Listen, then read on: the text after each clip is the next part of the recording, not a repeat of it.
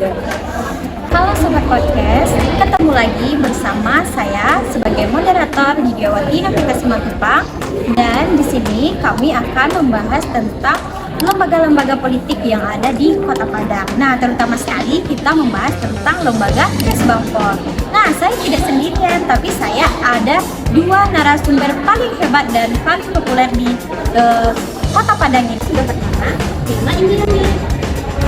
Dan narasumber kedua, Bulan Resan. Halo. Nah, sebelum kita mulai ngobrol seru hari ini, kita ikuti dulu tayangan berikut ini. Kan Kesbangpol ini adalah lembaga pemerintah yang bertanggung jawab terhadap memelihara persatuan, kesatuan, serta stabilitas politik.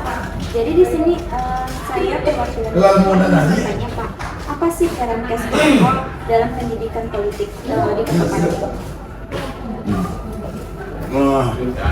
Kalau menjawab itu, moralnya sebenarnya anggaran. Benar. Kalau peran Kesbangpol, sebenarnya kita bukan bertanggung jawab. Ini merupakan salah satu tupoksi kami di lembaga pemerintahan yang mengenai masalah urusan politik dalam pemerintah, politik pemerintahan umum itu menjadi tupoksi kami, tugas pokok dan tupoksi kami di Kesbangpol. Yang hanya ditanya tanggung jawab, karena orang Kesbang harus mengerti itu, harus paham dengan tupoksi. Sama dengan ada kuliah di fakultas ini. Ya mungkin ada dengan salah satu tambah satu yang ditanyakan sama saya. Nah, dari kuliah di mana? Enggak, bukan. Fakultasnya ilmu politik. Kan mungkin ada katanya 2 tambah 2 4 apa? Nggak mungkin. Maksud saya, kami ini lembaga pemerintah termasuk di Kesbangpol ini apa tupoksi. Apa upaya kami? Alhamdulillah sih. Kalau untuk upaya, mungkin action kami, misalnya akan kita laksanakan dimulainya tahapan pemilu. Karena kita untuk sementara waktu, sebelum tahapan pemilu, saya mau tanya dulu, kapan pemilu itu berlakunya mulainya dari ada aturannya? 20 bulan sebelum hari, dan itu tertuang dalam aturan undang-undang PKPU. Makanya 20 bulan sebelum hari itu tahapan dimulai. Salah satunya pendaftaran KPU. Mungkin di sana kami baru bisa nampak peran. Karena sebelum itu masuk ke langkah itu, kita nggak bisa terlalu banyak bergerak. Bukan kami nggak mau menjaga stabilitas. Kalau menjaga stabilitas kita aman-aman saja. Ini bukan provinsi Padang aman. Kalau ditanya, Bapak Yaman politik di Padang baik. Berarti pendidikan politik ini memang sangat penting di sini. Karena di bantuan keuangan tadi. Karena diatur oleh peraturan bahwa dana yang kami kucurkan ke partai politik itu wajib dilaksanakan oleh partai politik untuk melaksanakan pendidikan politik bagi kader mereka dan bagi masyarakat. Wajib. Nah, setelah kita lihat dari hasil video wawancara kita pertama kali, di sini kami sebagai mahasiswa masih sedikit bingung. Kesbangpol itu sebenarnya apa sih? Jadi menurut saudari Lima, bagaimana sampaikan ke saudari Lima? Jadi Kesbangpol itu kayak jembatan antara pemerintah serta masyarakat dalam urusan politik dan kebangsaan. Salah satu tugas utamanya itu adalah urusan politik itu kita bertujuan agar termasuk mahasiswa apa saja sih hak-hak mereka, cara mereka berkomunikasi, dan kenapa sih partisipasi politik itu penting. Jadi mengenai dasar penggunaan dasar peduli itu adalah Permen Negeri nomor 36 tahun 2010. Terkhususnya di Kota Padang dijalanin lewat berbagai program seperti Intek, sosialisasi wawasan kebangsaan, berdiskusi, sampai kolaborasi antara mahasiswa-mahasiswa. Nah, berarti jadi ya programnya itu benar-benar real nyata dilaksanakan di Kota Padang. Oh begitu ya. Jadi saya ingin bertanya lebih dalam lagi ya kepada Saudari Rani. Jadi bagaimana sih pandangan ibu perannya Kesbangpol ini? Ini secara normatif perannya sangat jelas dan penting, di mana pada saat hasil wawancara Jumat kemarin di Kesbangpol Kota Padang, tantangannya itu terdapat di implementasinya. Kesbangpol ini memiliki sisi yang unik. Di sisi pertama yaitu Kesbangpol itu sebagai stabilitas di lembaga pemerintah. Di sisi lain, Kesbangpol ini juga mendorong warga untuk ikut berpikir kritis dan mandiri. Menarik sekali ya. Jadi ini semacam dilema bagi kita. Kita ini akan masuk ke pembahasan berikutnya. Sebelum kita masuk pembahasan berikutnya, kita lihat dulu video berikut ini. Di situlah peran kami. Kalau saya menilai untuk sesuai atau tidak, masyarakat akan menilai. Kalau kita tidak, tergantung masyarakat menilai. Tergantung kader yang menilai. Karena kesimpulan saya tadi dari awal saya jawab, ini terkait juga anggaran. Kami diperintahkan oleh pusat, sediakanlah anggaran kebutuhan sektor politik. Ini aturan mainnya. Ini pemeriksaannya kita kasih bantuan kepada tapi kita tidak hanya lepas sampai di sana. Seperti pertanyaan ada tadi, peran Kesbangpol ini di sana dulu, dan ini setiap tahun tetap kita laksanakan. Pendidikan politik bagi kader dan simpatisan bagi masyarakat yang bernaung di bawah salah satu partai itu wajib mereka laksanakan. Kadang ya, alhamdulillah ada beberapa partai yang melakukan Bang, ini ada masalah kasus ini ya. Enggak sekian, lo hadiri. Alhamdulillah itu jalan. Bagi hanya baru sebatas politik. Kalau yang tersentuh di masyarakat langsung kita belum bisa berperan. Tapi jangan dikira kita belum bisa berperan dan belum dirasakan oleh masyarakat, juga terkait anggaran. Dan kalau masyarakat kita ini kan kadang-kadang itu lebih lama lah kepasa, tapi anjuran 50.000 daripada wadana. Ya kan, pameo itu sampai ini masih payah masyarakat. Jangan diatur. Kami di lembaga pemerintah sejak bagaimana kucuran dana di saat kemarin kami meningkatkan partisipasinya, saya secara pribadi kucuran dana turun untuk di daerah menyentuh masyarakat di bawah, relawan demokrasi. Kita tunjuk seluruhnya, kita undang, kita adakan sosialisasi per kecamatan. Biasanya sangat disayangkan sekali, hanya di angka 49,2%. Kurang dari kelompok. Turun nanti. Apalagi bersentuhan dengan masyarakat. Entahlah. Siapa namanya dia? Dia bupati waktu kota atau Pak Ibu wali kota. Wali kota Pak Ibu itu berbenturan tak dengan rumah dia? Kalau sempat ada bencana itu. Ini awak kan gininya. Apa pulang kan? Ada di Padang Peraman kalau ada sempat bencana. Berharap urusan uluran dari pemerintah kalau ada bantuan ini. Ini awak masyarakat kan gininya. Nanti awak balik kata Pak Ibu. Nyambung nggak? Saya menjawab sendiri. Itu kenapa hasil kemarin ini cukup besar? Kami di Kesbangpol insya Allah, selagi saya di Kesbangpol ini menjadi presiden. Nah, ini yang bikin aku penasaran dari tadi. Teman-teman seringkali menganggap kegiatan pemerintah itu kita ya habis itu kita pulang. Jadi menurut saudari Wilma, program Kesbangpol ini beneran dapat dukungan secara orang politik atau tidak? Nah, menurut aku dia ada program yang emang lebih sosialisasi satu arah buat ngasih info, nanti ada juga kayaknya dirancang buat beneran diskusi kayak diskusi kebangsaan di kelurahan, mana warga bisa mengakses pemilu, partai, serta Benar sekali, di mana memang masih ada kecenderungan dari program-program kayak gini nih. misalnya ada lebih kuat di output, lebih kuat di peserta ketimbang untuk data.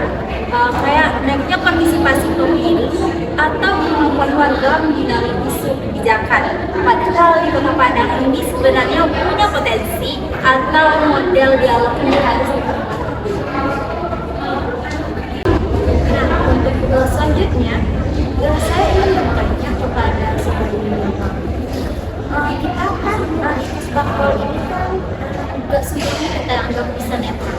Jadi bagaimana sih pandangan saudari terhadap lembaga Kesbangpol ini yang ada di bawah pemerintah daerah yang dipimpin oleh kepala daerah dari satu partai? Apakah ini bersifat netral atau tidak?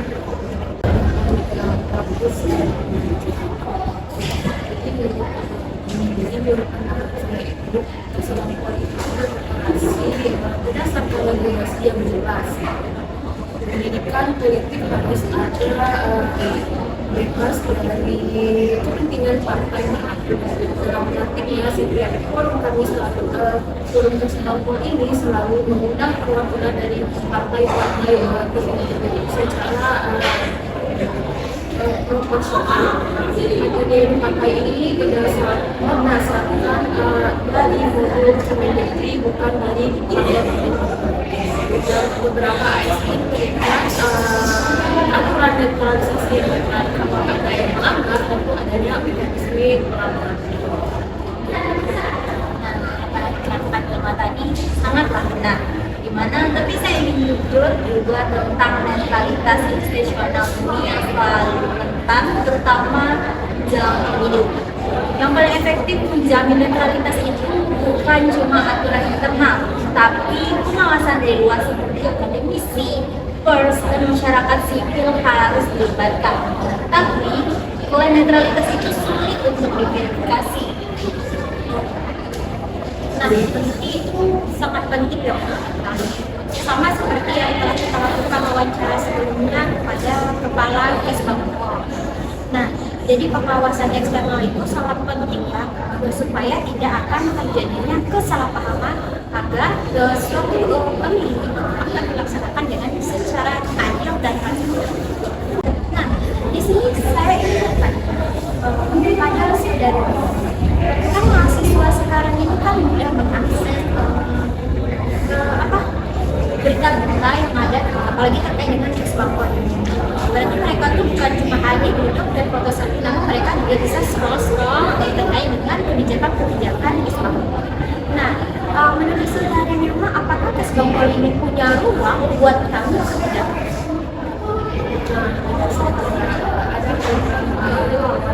Yang bekerjasama dengan BEM di beberapa kampus gitu.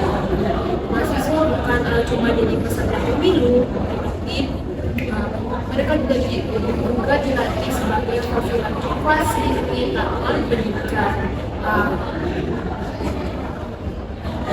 Terus mereka juga turun langsung ke komunitas. Mereka itu ngajarin warga sekitar soal hak pilih, cara memilih yang cerdas, sampai mengenali berita yang hoax tentang politik yang sering beredar di sosial media.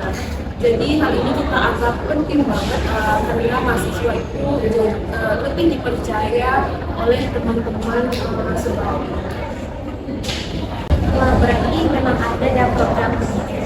Aku baru tahu sih, namun sebenarnya apakah potensi itu banyak atau bagaimana? Kalau menurut aku potensi itu sangat besar kita, tapi ada syaratnya. Program ini harus beneran memperdayakan mahasiswa, bukan hanya sekedar menjadikan mereka kepanjangan tangan birokrasi. Maksudnya kalau mahasiswa itu dikasih kebebasan untuk mengkritisi, berinovasi dalam cara penyampaian dan terlibat dari awal perencanaan program, bukan cuma eksekusi, dampaknya bisa lebih jauh dari situ. Berarti mahasiswa ini sangat berperan ya untuk sebagai wadah fasilitator untuk mengkritisi kebijakan-kebijakan, apalagi terutama pada Kesbangpol saja. Nah, kami sebagai mahasiswa ini sangat setuju sih jadi aktor dalam penentuan atau bagaimana kebijakan politik ini.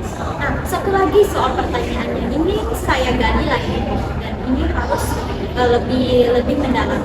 Nah, bagaimana sih soal transparansi dalam Kesbangpol ini kinerjanya? Bisa nggak kita teruji Kesbangpol ini? Apa begitu? Hanya bisa secara regulasi Kesbangpol ini itu pada undang-undang tentang informasi. Laporannya itu bisa diakses melalui BPID pada di website Kesbangpol juga ada di pasar kelihatan. Tapi saya akui hal ini masih perlu ditingkatkan, masih ada kekurangannya supaya lebih ramah pengguna, nggak harus surat permohonan manual harus bisa mengakses. Nah, berarti ini website untuk Kesbangpol kita mengecek bagaimana kegiatan mereka itu bisa kita lihat dari sosial media. Nah, kita sudah ngobrol-ngobrol banyak tentang Kesbangpol. Sebelum saya tutup, nah saya ingin mendengar secara langsung bagaimana pesan-pesan yang ingin disampaikan oleh saudari Irma dan saudari Rani sebagai narasumber satu dan narasumber kedua agar kita sebagai mahasiswa tetap mendukung setiap kebijakan atau aturan-aturan yang ada di Kesbangpol pada saat ini. Nah, pertama sekali saya ingin saudari Saya itu jaga jadi benar-benar demokrasi, hak politik kalian itu nyata dan Kesbangpol itu ada bukan buat kalian berpikir, tapi buat kasih kalian ruang berdebat. nah, awal dari saudari